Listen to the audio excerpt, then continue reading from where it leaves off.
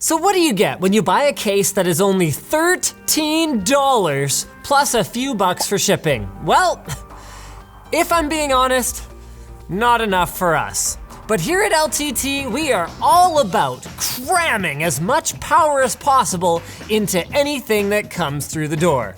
So of course, this baby needed some major modifications.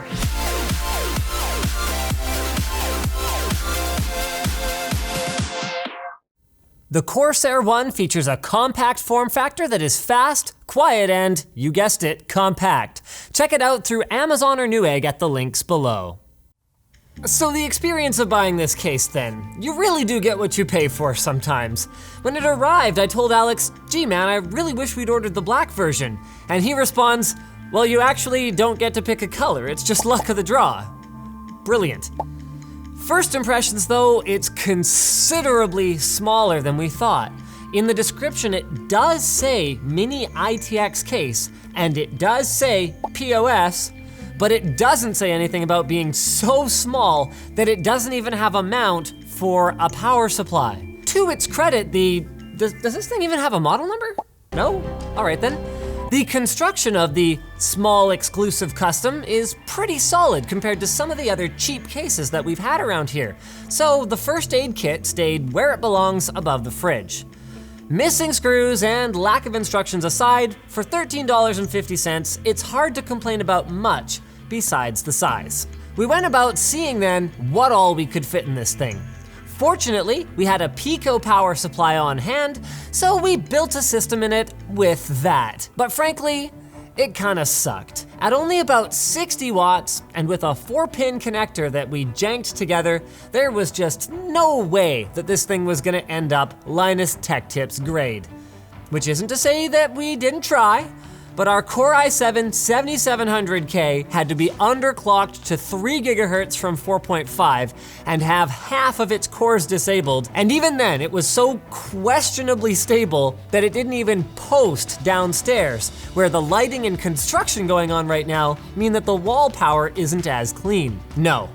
If we're gonna build a worthy system in here, we're gonna need a little bit of inspiration from roadkill. Plus, the angle grinder man is knocking at the door and it seems rude not to let him in.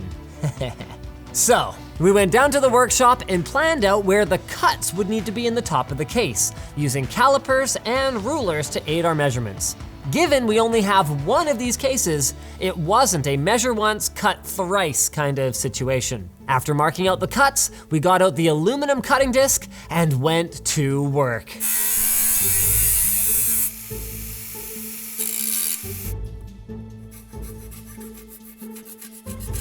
And wow, it seems to fit.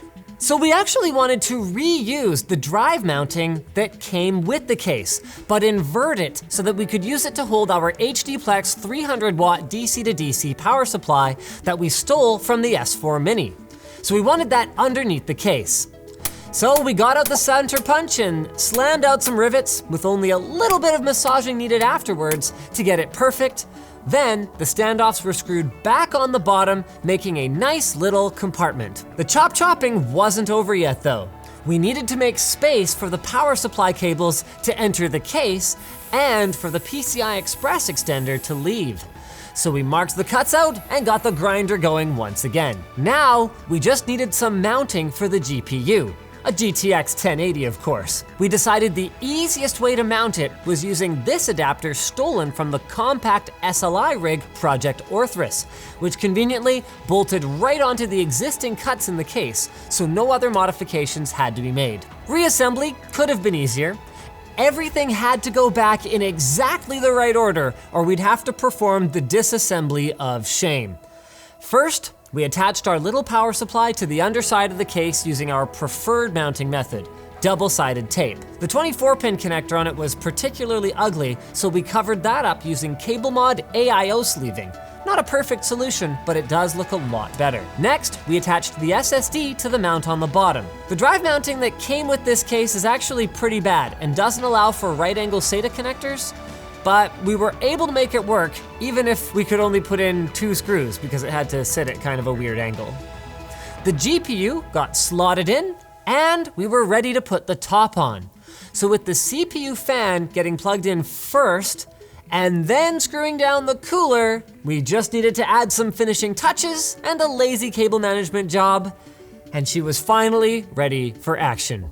Overall, we're actually pretty pleased with the cheapest case on the market.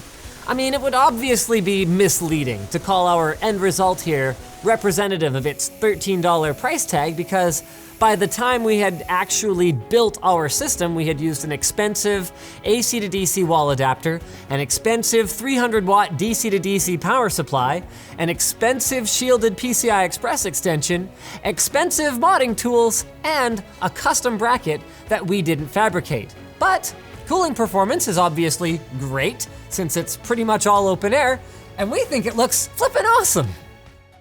This is one of Massdrop's most exciting drops to date. Massdrop and Hi-Fi Man have teamed up to bring you the He4 Xx Headphones. High efficiency, open-backed planar magnetic drivers that don't need a fancy amp to sound great. The sound profile is smooth, engaging, and even across the frequency range, and they feature Hi-Fi Man's Focus A hybrid ear pads. So the foam is made of like a soft velour, but it has extra cushioning and is specifically angled for optimal acoustics. Other features include soft touch matte finish, adjustable sliders, spring steel and hand-stitched protein leather on the headband, and an exclusive midnight blue color. It's available, and this is the best part, for $169.99 US for only a limited time. Check it out at the link below.